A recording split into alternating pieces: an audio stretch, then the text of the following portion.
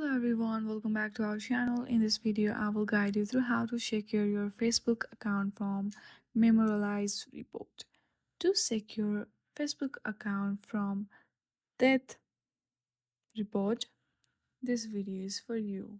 First of all, open your Facebook application and make sure that you have logged into your Facebook application.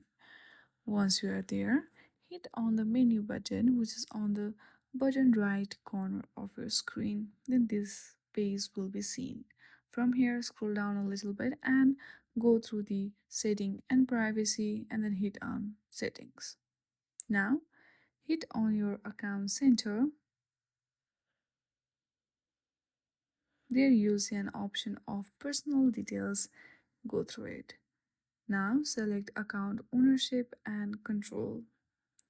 On the first option, you'll see an option of memorialization. Simply select your Facebook account from that and hit on the memorialize account. So in this very easy step, you can easily secure your Facebook account. I hope you like this video. If you like this video, then please do not forget to like and subscribe to our channel. Thank you for watching.